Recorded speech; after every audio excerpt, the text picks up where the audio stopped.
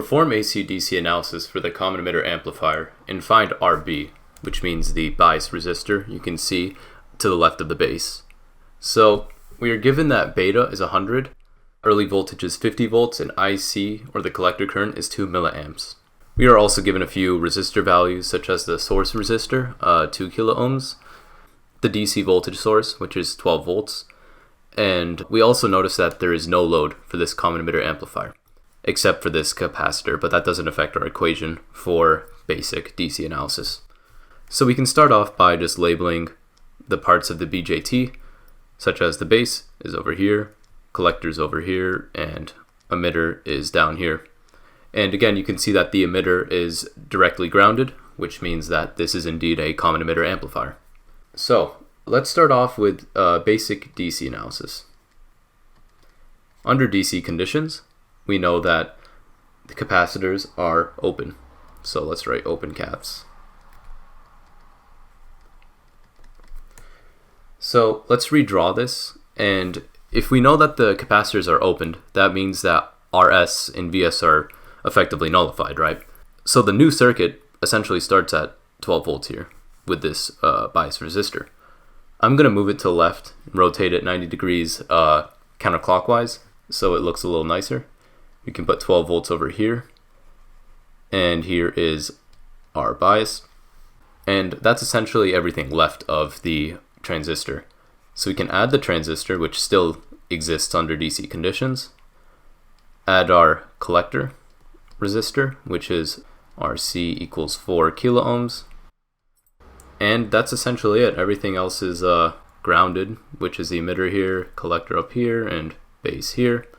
So to find RB, we are given IC, which is good, because otherwise this would be impossible. But all we have to do is perform KVL in this direction. You don't really need to use RC. There is a way you can, but for this problem, it doesn't really make sense to do that.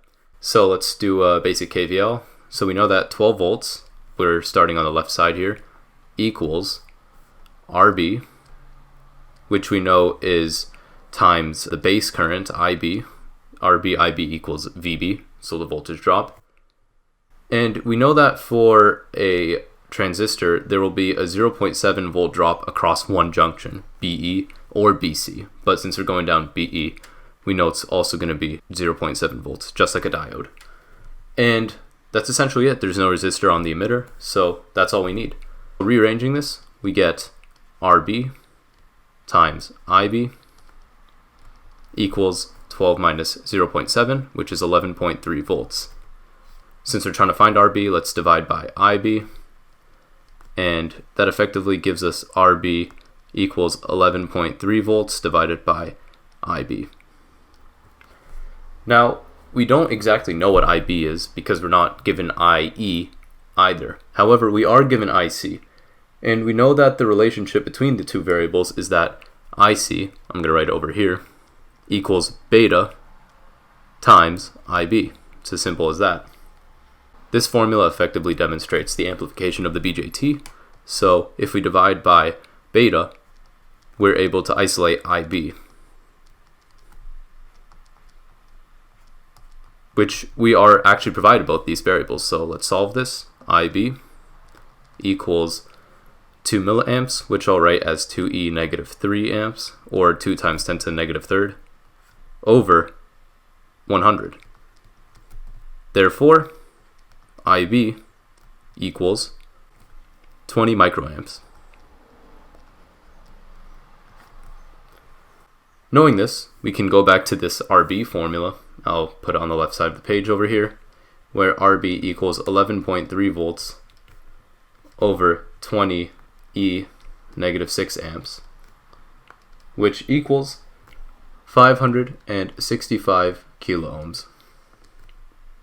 So that is the first part of the problem done with. We still need to know other characteristics about this DC analysis, such as transconductance GM. Sorry, this is getting a little messy. GM equals IC over VT from our formula sheet, which again we're given 2e negative 3 amps over, well, we can call it 26 millivolts. Technically 0.0259, but you don't really need to be that specific in this case. Regardless, this fraction yields a transconductance of 0.0769 Siemens, which is the same thing as inverse ohms or amps per volt, or mho if you want. We still have two more formulas left for DC analysis. We need RO, which equals early voltage over collector current, and that equals 50 volts over 2E negative 3 amps, which is still again 2 milliamps. And this gives you 25 kilo ohms. The last variable we need for our small signal analysis is R pi, which we know can equal two different formulas if you want.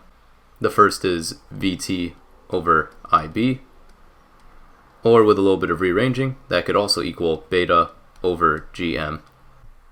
I'll prefer to use the latter formula because it looks a little nicer, which is only 100 over 0.0769 Siemens, and this yields more or less 1.3 kilo ohms.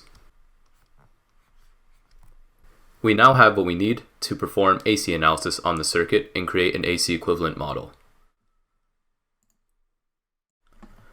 Now that I've cleared up some space, we can perform AC analysis. Under these conditions, we know that capacitors are shorted. Doing this allows you to have access to whatever is left of the base, which is R signal and voltage signal. You also have whatever's to the right of the collector, which is effectively nothing right now because there is no load. So let's draw the model now. You have your V signal, and similar to here, you have RS, which equals 2 kilo ohms. And connected in series to it,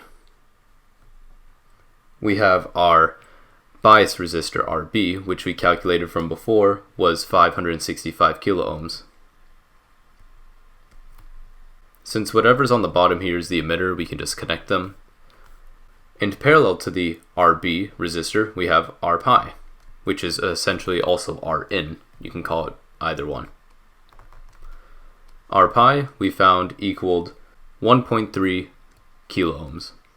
Continuing on, we have our dependent current source, which is GM V pi. That's all we have to write for now. Looking now to the right of the transistor, we first have RO, which is essential to all small signal models of BJTs. RO we found was 25 kilo ohms. Lastly, we have our collector resistor, which was 4 kilo ohms.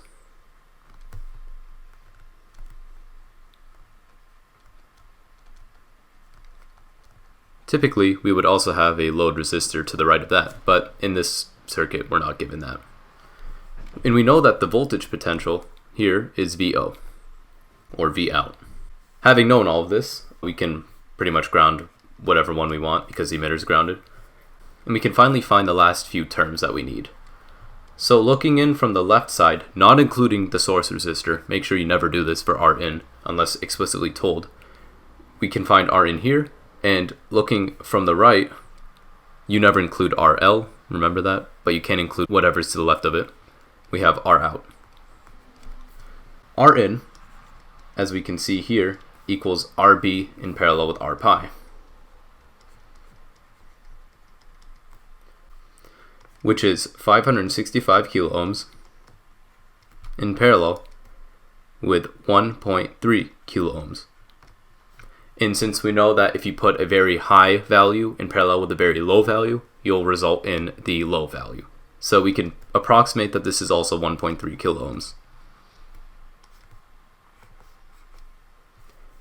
Now we need to find R out, which is effectively RO and RC in parallel, which equals 25 kilo ohms in parallel with 4 kilo ohms. And putting this in the calculator, you get 3.45 kilo ohms. Now we can find AV0, which is what I personally call the amplification before including outside and inside resistances or variables in general, which is what we're doing since we're not including any values of RS or RL. But AV0, if you know the basic formula for a common emitter amplifier, is negative GMR out. It's pretty annoying to derive this, but this is just a formula you need to know. Fortunately for us, we already have these variables. We remember that this will be negative GM, which we found was 0.0769 Siemen, times R out, which is what we just calculated up here, 3.45 kilo ohms. Multiplying these together, you get an amplification of negative 265.3 volts per volt. However, this isn't everything. We need the amplification of the entire amplifier, if you will. We need to perform the voltage division across this node over here and RS, because this node is actually where it's being amplified. So I like to call that just AV. Sometimes textbooks reverse it. Honestly, it doesn't really matter. You get the point of what I'm doing. AV equals AV0, which is what we just calculated here, the initial amplification, times the voltage division I was talking about. Rin over Rin plus R signal. I call Rin because it's R being parallel with R pi, because these two share the same voltage. Plugging that in, you get AV equals negative 265.3 volts per volt times Rin, which was 1.3 kilo ohms,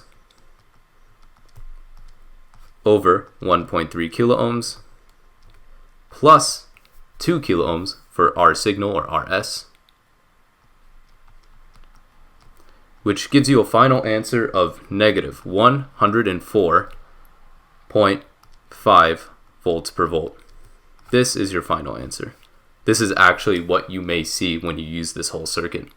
The reason why it's negative is because the AC signal or the sinusoidal voltage oscillation will actually be flipped essentially 180 degrees. So if you put it in an oscilloscope, it will be the opposite on the y-axis, what you're actually inputting into the oscilloscope. So I hope that gives you a general idea of how this sort of AC-DC process is evaluated for a common emitter amplifier. I'll make a few more videos on this, maybe 2 or 3 more, so you get used to this process, and good luck.